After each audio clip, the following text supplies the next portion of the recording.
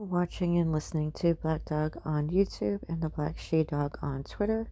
Breaking Benjamin is named as a defendant in a civil tort sexual battery assault case cover-up that involves several defendants, including the Cotillion Ballroom.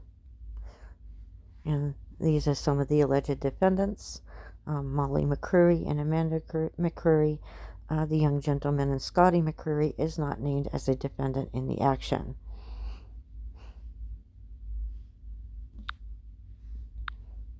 And this is a case out of the United States District Court of Kansas. And I am the plaintiff because I am being deprived of my rights, or I believe I am, injustice in this case. And I'm going to point out some anomalies. There are some other parties who are also named as defendants in this case, including Rainbow Production Services, who's also known as New England Audio Tech, who is a relative, or the owner of the company is a relative on the paternal side of my child. And the allegations include them in coordinating an assault, for reporting the network linked to the Boston Marathon bombers. I was a part of an online team, and the information got out because the birth father harassed and cyberstalked me on the internet. And so we have a big mess. Benjamin Burnley is not named as involvement with the Boston Marathon bombers, nor is he named as a direct involvement in assaulting or battering me. He is only named as a party that could have a responsibility in the matter due to the contractual relationship. Hollywood Records is also named in this case in a separate event against the birth father client of mine, who is a disabled veteran. I'm his surrogate driver and helped to be his caretaker. But I'm going to show some anomalies in the case. So we'll start with some of the attorneys that the defendants hired just to silence this particular case. And one of them is Hinkle Law Firm.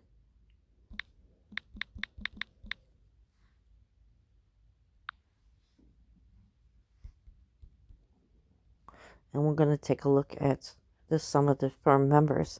This is considered to be a number of super lawyers with this firm, and you'll see why in a minute. So they actually had to hire super lawyers to defend against me, who is considered to be a pro se litigant. Personally, I don't like using the term pro se because I think it violates Fifth Amendment rights. But that is another argument altogether at this point. And we'll read here that this particular firm has a number, including the one that I just pulled up, was a president of the Kansas Bar Foundation. There's some who others have out of this firm also, including the attorney that represented the defendant, Burnley, in this case, who was also the president of the bar. That makes them actual officials. So public officials are involved in suppressing this case. And since I filed a police report with the Wichita Police Department, it makes me a victim of a crime. And so this is a federal law violation. And he's also the member of the Kansas Bar Association in 1978. And he's been the co-chair of the American Bar Foundation. And that is kind of important to point out because there are allegations of Sixth Amendment rights, the right to hire an attorney, which is why she filed pro se, or why I filed pro se, excuse me. And so he is, of course, well admitted into the Supreme Court, the District Court. He also attended Boston College, So this is an interesting case on the backdrop of all of this.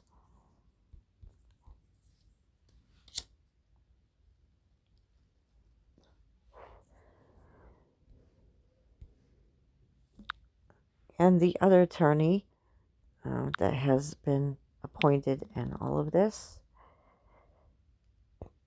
is also Kevin D. Case out of Case Linden PC out of Missouri. And you can see here, this is the guy here. He is also considered to be a super lawyer. He's involved in all kinds of litigating matters. He's even been admitted as far as the U.S. Supreme Court in cases. And that's important because there's evidence of ex parte communications that directly occurred with the United States Supreme Court. And then we go down, gives his credentials where he went to law school. He's also on the Defense Counsel Advisory Council for Zurich of North America, which handles claims against insurance companies, health, auto, all kinds of stuff like that. And also Universal Underwriters Insurance. And again, there's allegations that as a plaintiff, behind the backdrop of this case, that I am being deprived of access to health care insurance, and that I am also being denied proper medical treatment on purpose, which is leading to attempted murder if I don't get this treated. So, and obviously if I die, murder. We also have the Board of Trustees of North Kansas City Hospital. And so this could explain why the local area hospitals such as Wesley, via Ascension, and even out of state in Oklahoma and other areas, also even in Hutchinson, are deliberately denying me ER medical care on purpose. But we also have the City Planning Commission of North Kansas City. So he's in Missouri as a public official and a city councilman also in Kansas. So he is a dual representative, public officials in two different states. That's another argument altogether. But this guy needs to be investigated just simply for that. But a public official should not be allowed to suppress a private civil action. And so this is a clear civil rights and denial of justice, which I am pointing out. Another thing about Kevin D. Case is that he was hired by New England Audio Tech that does business as Rainbow Production Services. And Kevin D. Case did not notify the court that he is an indirect relative to me through the in-law maternal side of my adoptive family, Tony Marshall and Walter E. Marshall Jr. My aunt is Annette Case. And so they represent a New Hampshire case. I did grow up in New Hampshire, so this is a very interesting problem.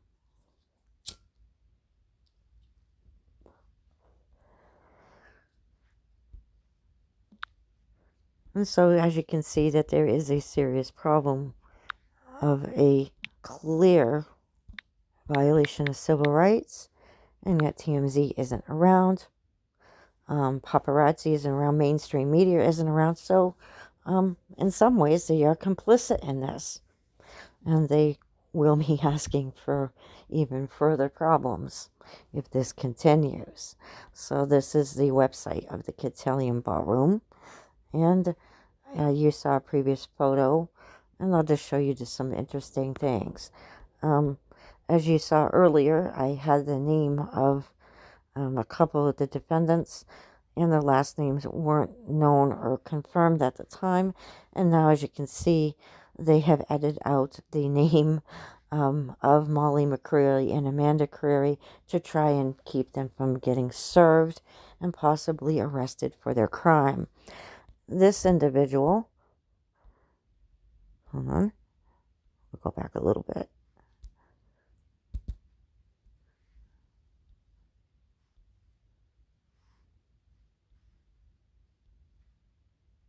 Right here is named Lance E. Schumann Leet, and he did not tell me that he was an employee for the Cotillion Ballroom and also a relative to the owner, Catherine Leslie. I also met this guy at BJ's Bar and Grill. I don't think that he's involved. I think he goes by the name of Troy. I'm not 100% positive. But he is not yet named as a defendant. But he did arrange the concert, or me attending the Breaking Benjamin concert.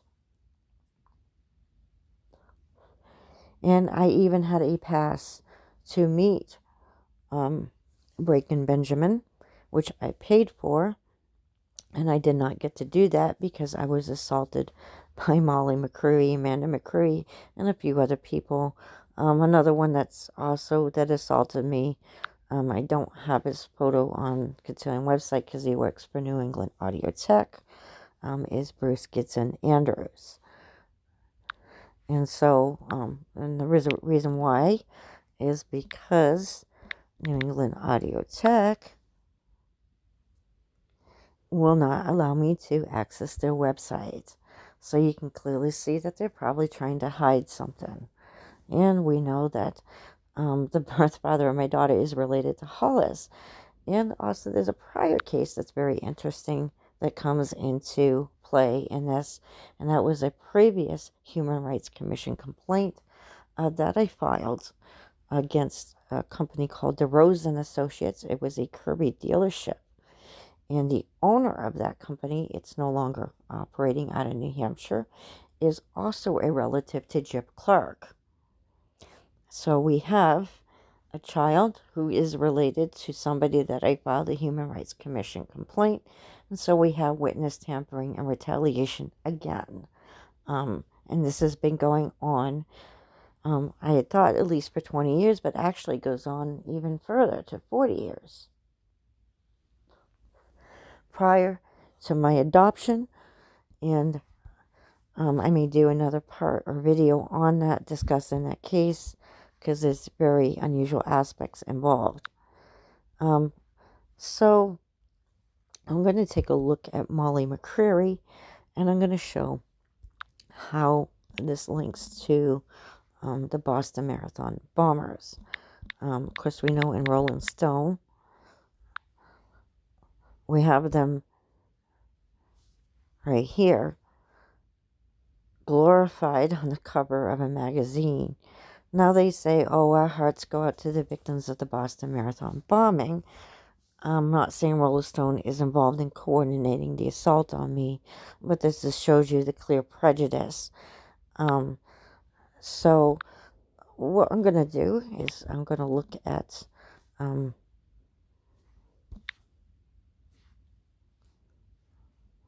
white pages,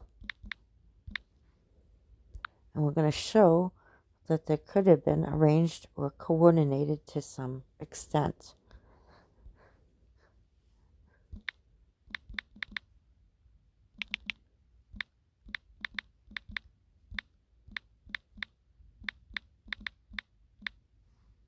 We're not going to put in any city or state, and you'll see why in a minute. We have Mary McCreery, who's 80 years old. As you can tell from the photo, Molly is not 80 years old, so that's not her. We do have a Molly McCreery who supposedly lives in Tucson, Arizona. No age listed. A couple Molly McCreerys in Idaho. Probably the same Molly in her 40s, and we know that at least from the picture that Molly is probably in her 20s. We have a Molly McCreery in Nashua, New Hampshire, in Greenville. Maybe she's the mother of this other Molly McCreery in her 20s. And then we have a McCreery and a McCreery. So these are probably different people. Of course, there could be a misspelling on the website. But I'm pretty sure that we have the right one here in her 20s. And we're going to take a look at this. And this is important because we find out not only did she live in Greenville, New Hampshire, but she lived at 64 West Hollis in Nashua, New Hampshire. But she may have grown up or spent some time in Watertown, Massachusetts. And of course, we know the Boston Marathon bombing occurred partly in Watertown, Massachusetts. And I wonder if she knew those boys.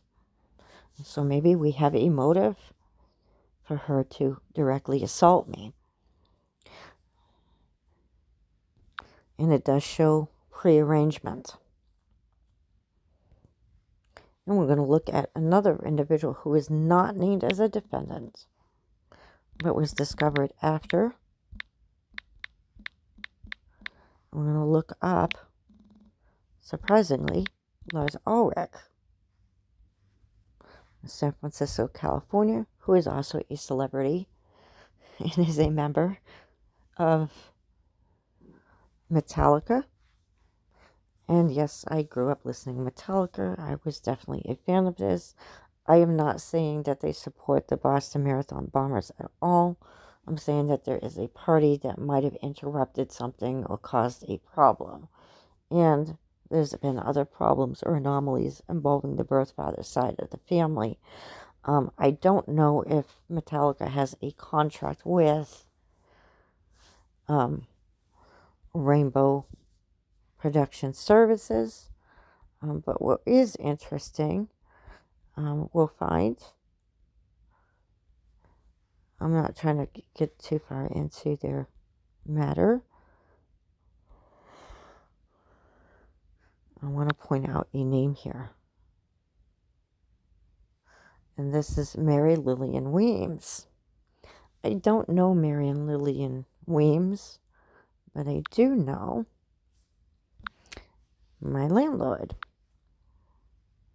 You're saying, what? Yeah, that's right, my landlord. Sorry, these are photos here.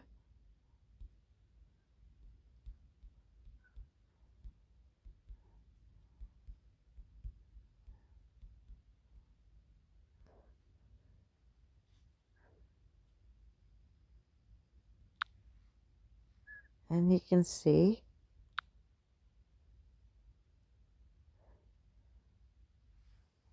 Ron Weems doing business as Rankin Enterprises, who is the landlord. And so we have evidence that even my residence was prearranged. Now, we got this from the Veterans Administration. He was on their list. Here you see his signature. And so I doubt that's a coincidence. I'm pretty sure he's related, and you can see I'm on here. But I'm also the surrogate driver. So those are just some pages from my lease that show that even where I live was prearranged. Again, I'm not alleging that Lars Ulrich supports terrorists. I don't think that's the case. I don't think that's the case with Benjamin Burnley. I think that there's there could be even another party involved. But what has gone on clearly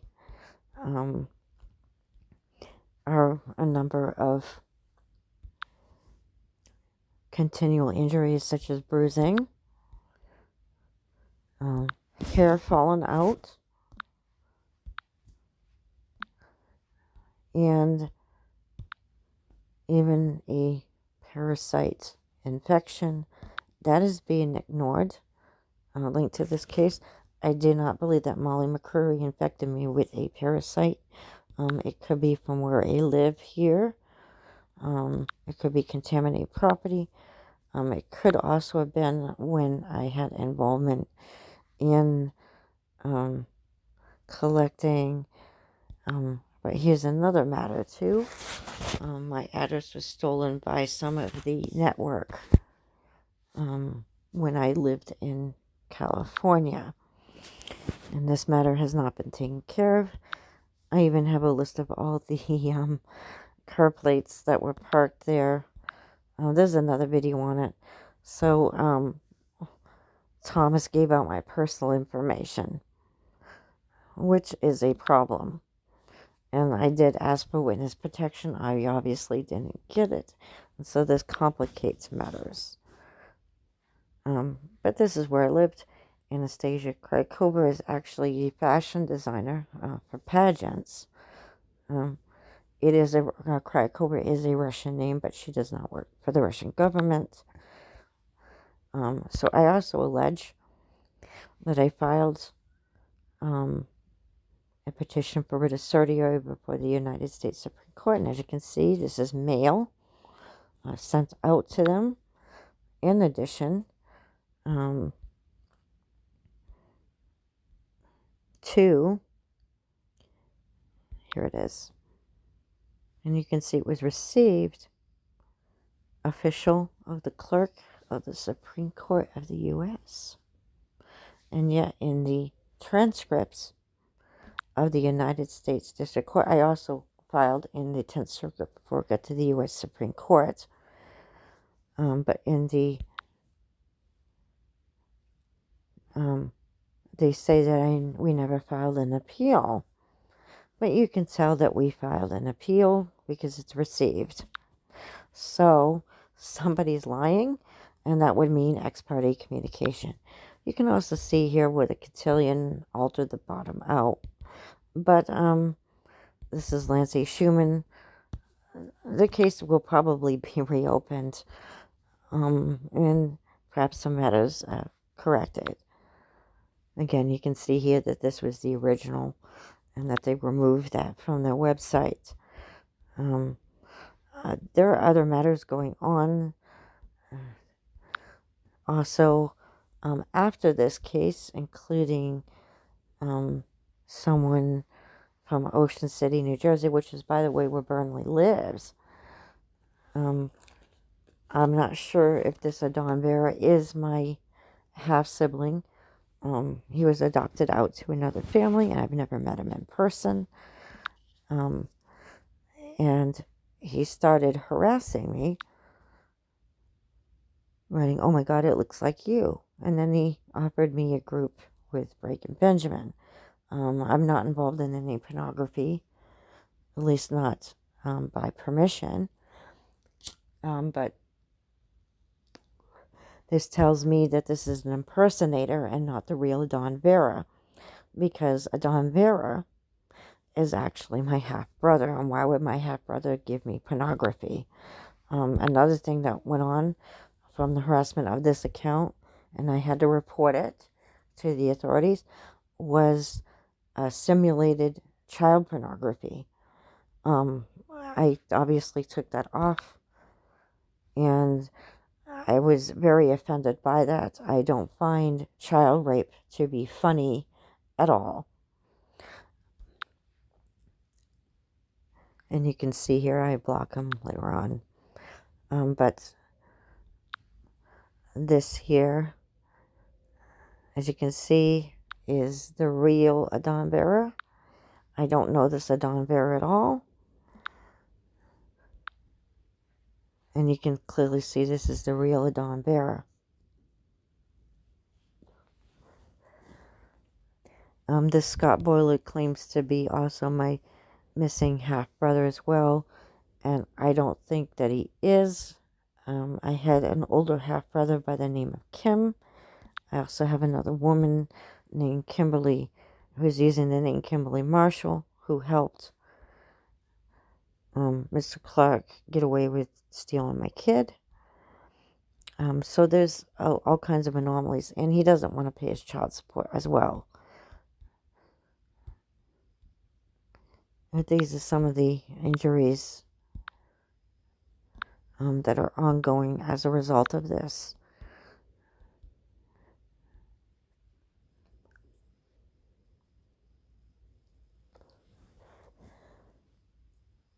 But there's no doubt that there's anomalies, and it's pretty disgusting, no matter how you look at it. This is what I looked like a year ago. And you can see a big difference here. And when your hair falls out or starts to fall out, or you get alopecia, your hair will stick up because it gets dry after falling out. So you can see the difference. You can also see the bruising in my legs. So it's gotten to the point of attempted murder now from these people, and this is just out of control harassment. I've even gotten hacking phone calls too. I also had an arranged kidnapping involving, again, the brother and the ex-wife, and that's another video.